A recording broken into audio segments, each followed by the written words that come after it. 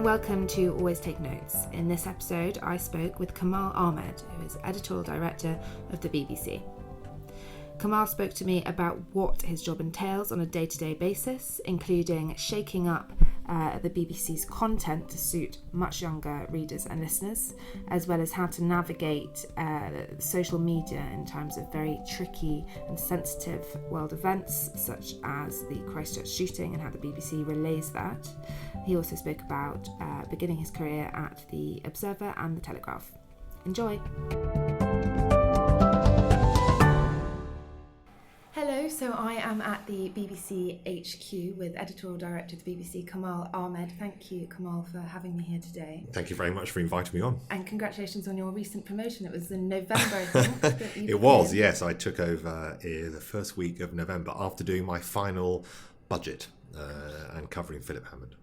Well, we'll get to that in a moment, but for now, let's go back a little bit to growing up, I suppose, in Ealing in, was it the 70s, 80s? 70s, 80s, yes, yeah. in West Ealing. Yes, I was there. Yes, I was actually there on Saturday at a library that asked me back for a talk at my local library. A library that I remember going to with my mother when I was about 7 or 8, and it was the place that sort of, in a sense, taught me a love of reading. And it's quite interesting. It was a very emotional time there. There were a couple of old school friends who I hadn't seen for 40 years who came, my old piano teacher. So it was a really interesting journey that I've been on, going back to Northfield's public library in West Ealing, round the corner from where I grew up.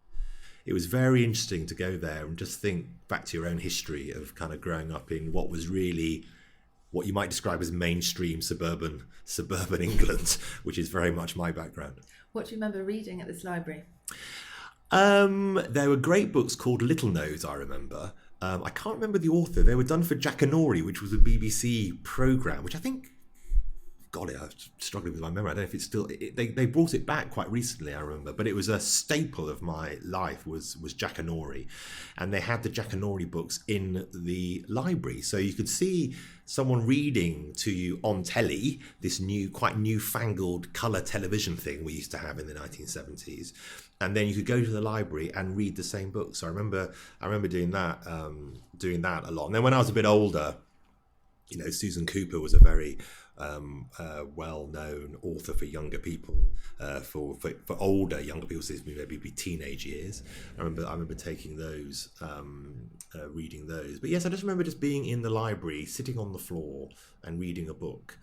It was very much part of what you did, well before the age of the internet and gaming, and it's kind of what you did, really. You were either on your bike or you were reading a book, or you were being told off by your mum for not doing your homework. That was broadly what we did when we were young. It's quite much seems now nostalgically quite a simple time. Well, I'm only 26, but I still went to the library. I mean, I think the generation below me would not have. Yeah. And what about in terms of journalism? What do you remember reading the newspaper at these libraries? No, not at the library. I remember my mother had a newspaper, and we would have the news, and we'd have Radio 4 news. I remember I was talking to my son yesterday. We were driving yesterday, and I was talking to my son. I insist that my son listens to the radio news when we're in the car, and my daughter, even though neither of them want to, and they'd much rather be listening to it is Radio 4 actually. They would much rather be listening to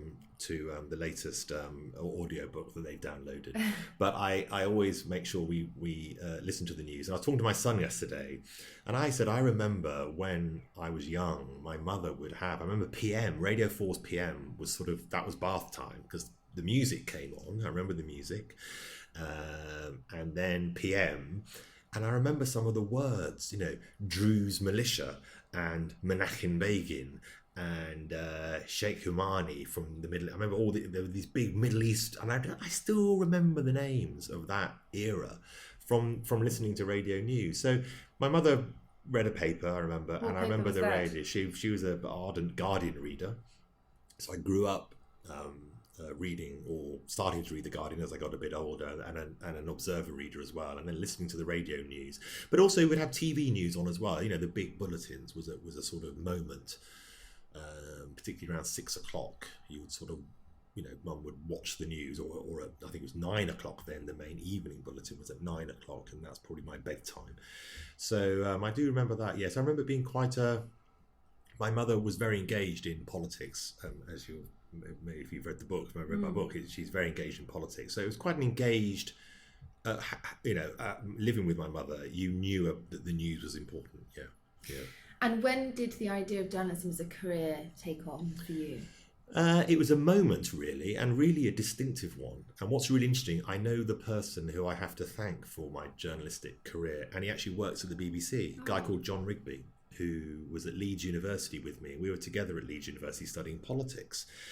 And I must admit, I was slightly scratching around for something to do. I wasn't, I was thinking about what clubs should I join. And this is at Leeds? At Leeds University, and we were this is my second year at Leeds, and I was slightly scratching around for something to do.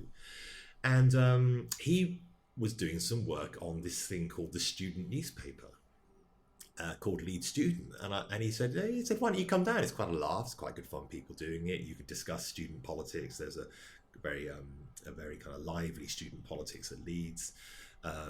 You can cover events, and it's quite interesting. I said, okay, I'll come down. And I went down. They had this basement room. It was a newspaper for the university and the Polytechnic. In those days, Leeds Polytechnic, which is now Leeds Metropolitan, was called a Polytechnic, and Leeds University, where I was, and it was a shared room in a basement in the Polytechnic. So you had to walk to this basement, and it was kind of half drunk beer mugs and fags stubbed out. In those days you could smoke inside, and there were fags sort of stubbed out in tins of beer, and it sort of smelt a bit, and it was kind of a bit weird. But I caught the bug almost the minute I walked through the door. You kind of got this bug about this idea that you could write down information that could be useful to people. So we would cover student elections and big rows about ENTs, what we called ENTs, entertainment, but also student safety. I remember we did a lot on, and it was all the period when student loans were just about to start. First time that students would take on loans for university education, which was a complete change, obviously, what had gone before. So it was a very febrile time in student politics and big marches in London. And just suddenly realising that this was an incredible part of the sort of good society, really, not to be too sort of pompous about it. This idea that it needed journalists to sort of investigate ideas and try and communicate to people about those ideas, so they knew how, they knew about things they needed to know about. It was a really important, I suddenly realised that was an important part of, I was studying politics, so we were all discussing big ideas and what we did and everything. And we realised that this was a big and important journalism. I got the bug, the vocation, I suppose, for journalism, just that, and I thank John Rigby for that. And you've spoken about this in your book, in terms of the racism that you experience, and how diversity is a big issue in the journalistic industries. How realistic was it for you, the idea of journalism? I mean, having grown up probably not seeing that many people of colour on the TV, and maybe The Guardian was probably better than most, but there's still a massive... I'm not sure it was, I don't know. Oh, was it not? It's odd. Do you know what is the odd thing? That's a really good question. The odd thing was I never thought about it. I never thought that my ethnicity would have, when I started out, would have an effect on my career. And I think that's something to do with my mother and father inculcated in me an idea that don't let your critics frame your life, or don't let those who might be against you or prejudiced affect what you want to do or your ambitions. And I've always held that very deep as an idea, and I suppose I just almost blindly refused to let it affect my judgments about what I should be doing. It wasn't until much later that I thought, I wonder how it has affected, or if it has affected. I'm not suggesting for a moment that it may have done. I don't know. But it wasn't until much later that I wondered whether my ethnicity had affected my career, because of course there's no counterfactual. You have no way of judging, because you don't know what the difference would have been. If I had been a white guy called David from West London, who knows? So you can't make that judgment. I don't believe it has affected my career. That's not to say I've not had hurdles, but lots of people have hurdles in their career for many different reasons, some of them not visible. But whether you're a woman, or whether you're a disabled person, or whether you, there are lots of reasons why people may have hurdles in their life, whether you have, mental health issues, there are all sorts of things. So there's no special pleading from me. You say I kind of, I have detailed in the book a couple of incidents where you're kind of, wow, that happened kind of thing. But I'm in no way wanted my book, and certainly my life has not been a kind of battle against racism. No. And this is a sector and an industry, the media industry in Britain, that I think in many, many ways we can be very proud of. And I've certainly had a very lucky career to find myself now in such a privileged position. Yes, I think the issue is more, it's not even just about organisations being more diverse in terms of their hiring, but also just the sense of, certainly when I'm mentoring young journalists, is them feeling that they just don't belong in this world, which I can see why they wouldn't, not even just about ethnicity, but background in terms of class. And I think it's a massive challenge for leadership now, because your generation are very, through a big change. My generation were looking for acceptance. We wanted to be one of the in crowd.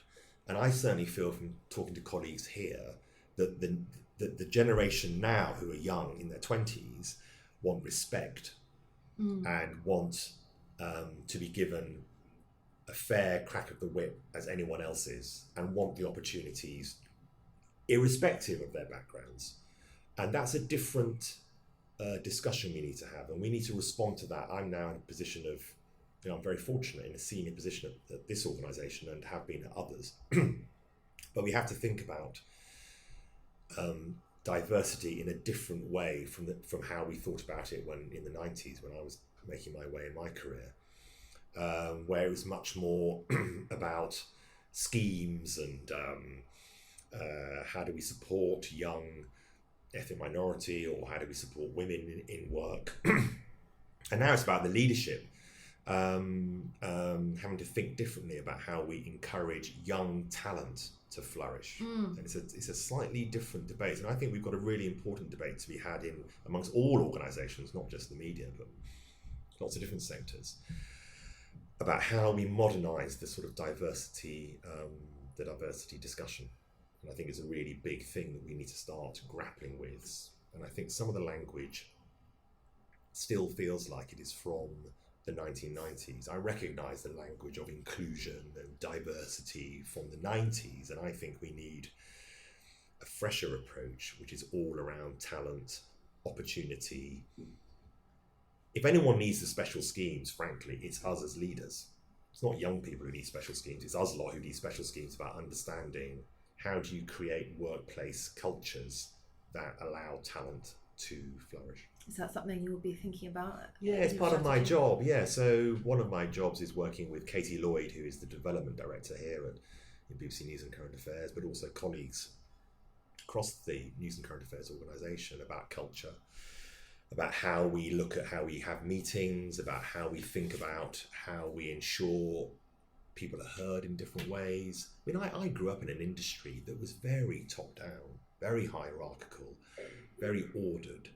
Now, there are sometimes good reasons for that. The 6 o'clock news has to come out at 6 o'clock. The 10 o'clock news has to come out at 10 o'clock. The Today programme starts at 6 o'clock in the morning. Radio 1 Newsbeat starts at 12:45 and 5:45 in the afternoon, come what may.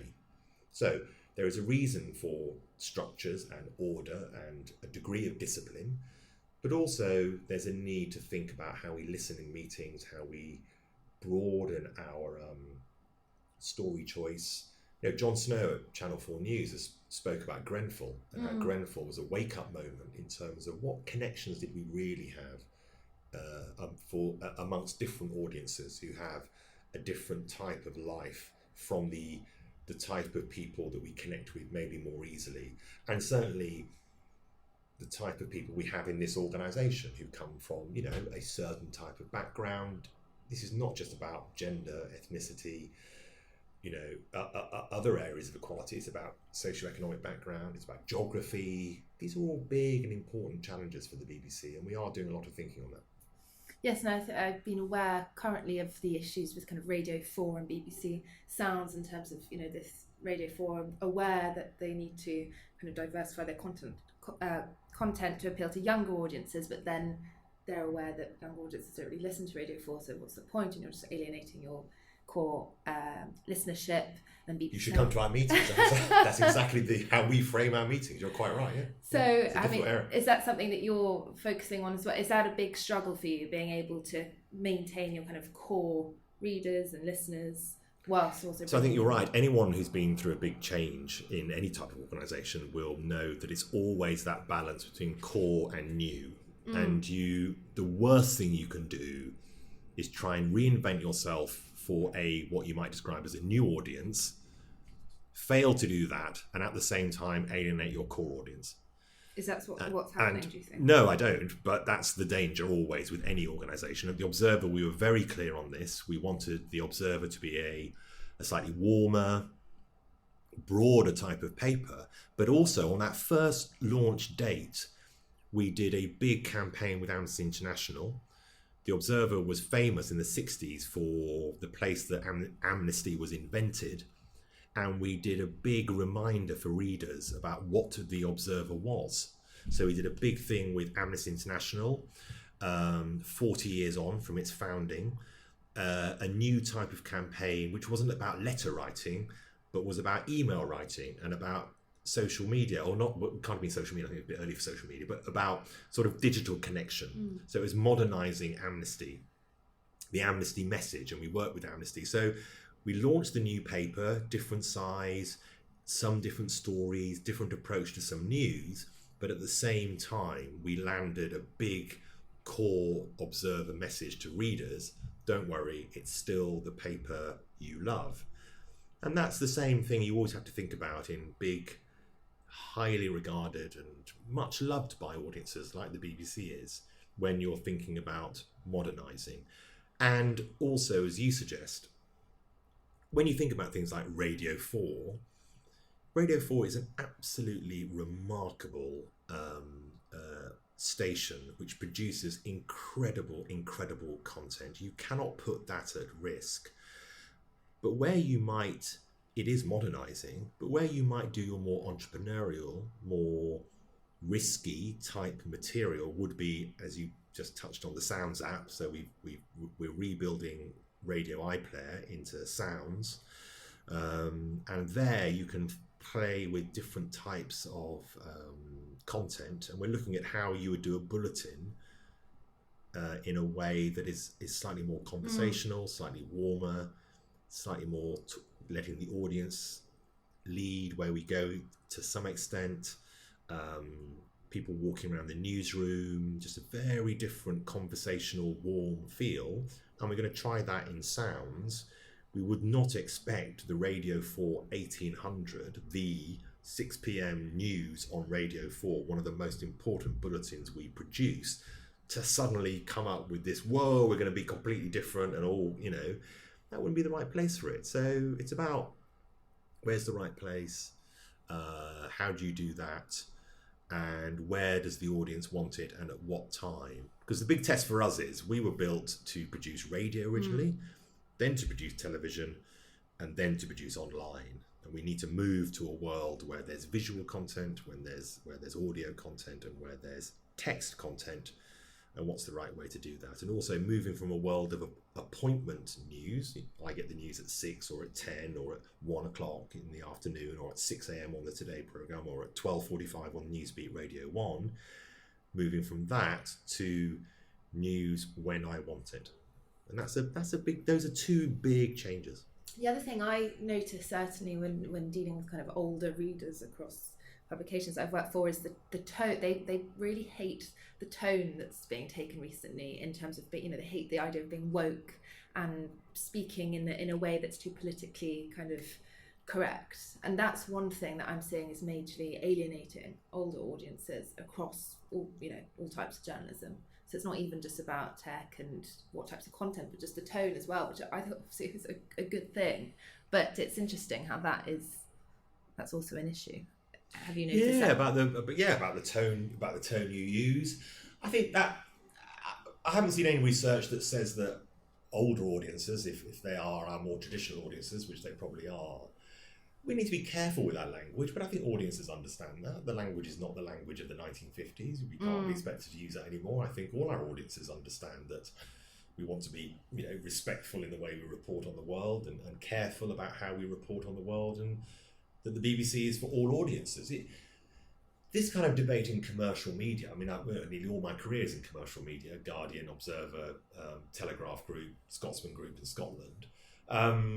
They can have an agenda, and they have an agenda, and that's absolutely brilliant that they have an agenda, and so they can be critical or not critical of certain ways of reporting.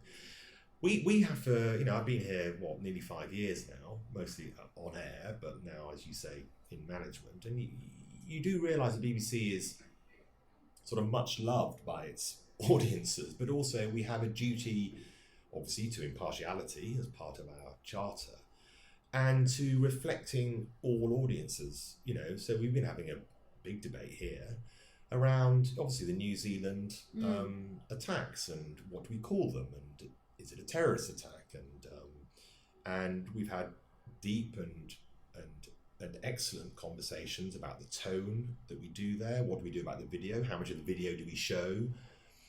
Those are very carefully calibrated conversations in this organisation that we do.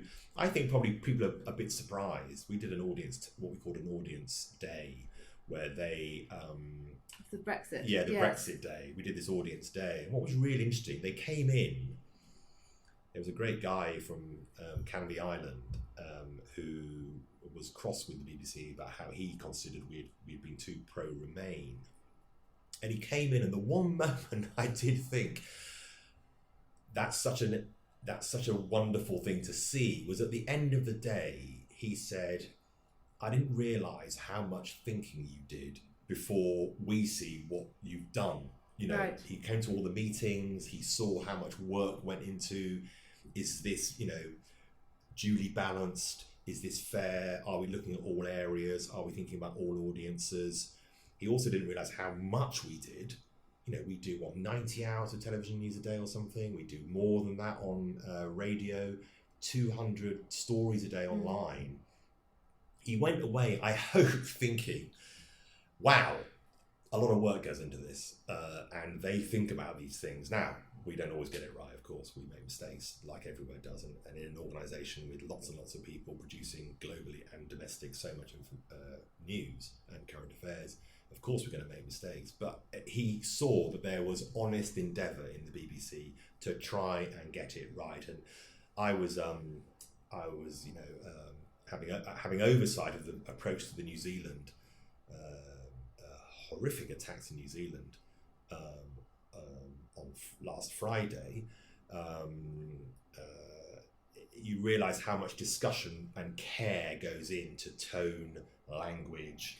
Yeah, I saw Sky got absolutely lambasted because they used the word calm attacker in a tweet. And that, of course, is massive furore on Twitter. So it's very nuanced. People pick up on the slightest. It's a different world, you see. It's a different world because, as you say, everything now. There's a very there are platforms that can become very loud very quickly about supposed errors, and we've got to be careful to remember that that's only part of the conversation, and.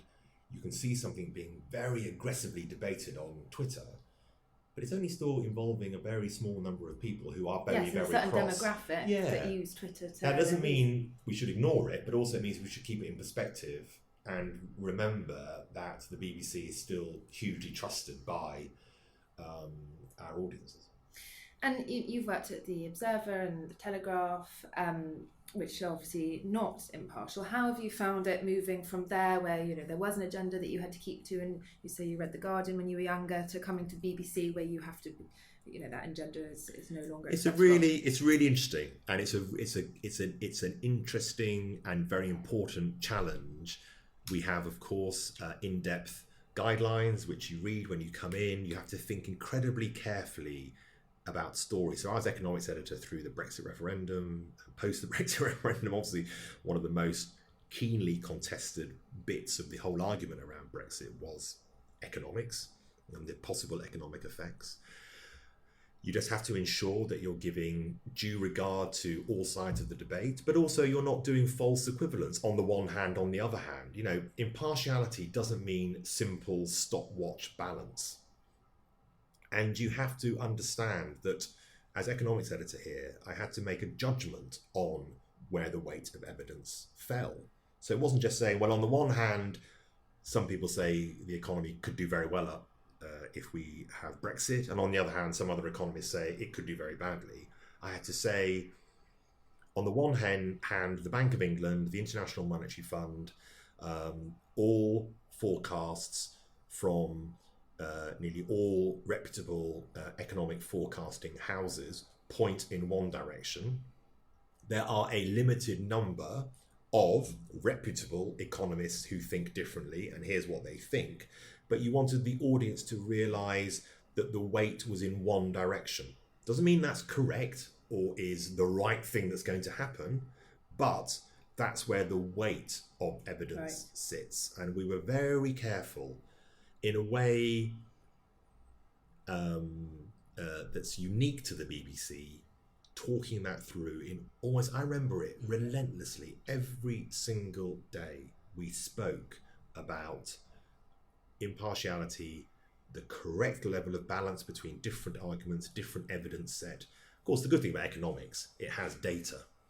This is harder when you're talking about culture and feeling. That's a much harder area, and we have to keep pushing ourselves on the idea of how do we reflect.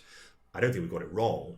We will have made mistakes. But in your personal work, I mean, do you find it difficult, especially because you've written a lot of personal pieces, especially for the 3 pieces that you sent to me to look at before, very personal for the Observer. Do you miss that? I miss writing for print. I love newspapers. It was my first love, and I love newspapers. And I'm one of those very old-fashioned people that walk to a newsagent in the morning and buy all the papers. Every single one on my desk. On my desk every morning are all the national newspapers, and I read the newspapers in front of me whilst I drink my morning coffee. So I'm still very traditional. I love newspapers to an extent. I miss it. Yeah, I miss the writing. I mean, I've done a book, so I've written a book which maybe was slightly the itch of writing that I wanted to scratch. So I do miss print, but of course this job comes with huge privileges and huge challenges and a great reinvention, a possibility of thinking differently about journalism. The BBC News and Current Affairs is the biggest global news operation, and it's a great place to be and to be. Can you describe your job, kind of a daily? I know it must change every day. But yeah. So I'm just seeing you now. It's mid-morning, so I've been in the 9 o'clock, which is the main meeting we have about what are we doing today. So I get in about 7 in the morning. I read the papers in a very old-fashioned way. I listen to some of the main outputs, so BBC Breakfast, the Today programme, Radio 5 Live. The bulletins on Radio 1, Radio 2, etc., the news channel, Global. So you try and have a little spin through. We have all the agendas on our computer screen, so I can see the running orders of different programmes. The 9 o'clock is the main meeting. And then I've got lots of other meetings today about some of the broader stuff we're doing, some of the what we call editorial ambitions. We have a big meeting this afternoon looking at some of the bigger issues. So we'll talk about how do we tackle white supremacists and how big is that, and how do we get under the skin for audiences around that. So you have lots of sort of regulatory meetings. Ofcom have recently announced a review of BBC News and working with them, and I'm going to be leading on some of that work for news and current affairs. I also have I'm on the newsgroup board, so I have responsibility on the newsgroup board for Question Time. So that's another one which obviously has lots of challenges, and Fiona started brilliantly, but that's another part of my job. So the day is different, dealing with different bits of output. Also, Radio 1 Newsbeat comes under my is under my directorate. Lots of our digital coverage, digital current affairs, some video, the explainers, news analysis, so the explaining the news, which is as important as reporting the news to us. So a lot of that comes under my area. Visual journalism, so the look and feel of the BBC, you know, those graphics you see, the use of the BBC red tile, partnerships we might do in the future, you know, all this, you know, big area. So there's sort of day to day, which is kind of how we do in the news today. That's obviously with lots and lots of other people, you know, so that's not just down to me at all. I'm not, but I have a role in that meeting. I chaired the meeting this morning. I chair it once or twice a week. Other colleagues on the Newsgroup board chair the other days. And then there's the more strategic approach, which touches on the big programmes, as I say, Question Time, Newsbeat, etc., digital current affairs, explainers, relationships with our regulators. You know, then there's the sort of the strategic part of my job as well. And why did you want this job? Was it just kind of the natural progression for you as you climbed through the ranks, or was it something you'd always wanted? Because you're shaping the BBC. If I'm brutally honest, I do like trying to run things, helping to run things. I did love my time at The Observer. I was political editor of The Observer, and then I became head of news, and I do enjoy trying to, as you say, shape, think about carefully how we engage with audiences. You know, journalism is the most vital of professions now, you know, not more than ever, because journalists are always telling us that we're living in amazing times. I mean, I lived through, you know, 9/11, you know, the Iraq War, the financial crisis. You know, there are lots of big things that happen, and Brexit is another big thing that's happening. But nevertheless, given you've touched on, you know, agendered news, trust in news, misinformation, fake news, you know, the BBC has got such an important role at the moment. To be offered the chance to try and shape some of that with, you know, all my fantastic colleagues, to work across the BBC as well, with BBC News, with BBC One, BBC Two, children's, sport, factual, you know, BBC Three, BBC Four, all the radio, sounds, you know, iPlayer. Given a chance to do that in your career, I think you'd be hard pressed to turn it down. And I don't know how involved you are with bringing in kind of the new generations into the BBC, but I've certainly noticed when kind of organising work experience with people, is that there are less and less young journalists. I've noticed less people coming into the industry. Is that something you've noticed? Really? I haven't, no. That's interesting. No, I think our big challenge is we have a lot of young, very talented people in the BBC.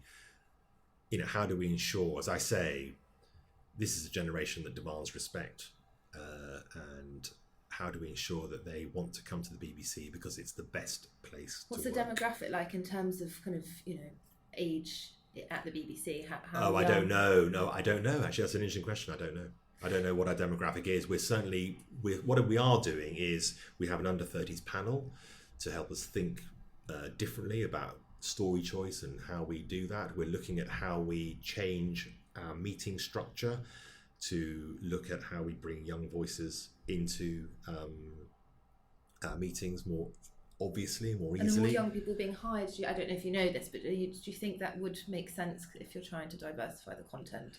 We want to make sure, it touches again on your question, doesn't it, on your key point, which is so correct. You know, we have the traditional and the core, and we have vast expertise in this organisation of whatever age. So I don't want to make it into we've got to get more young people through the door. I don't think that's sort of the right way to think about it.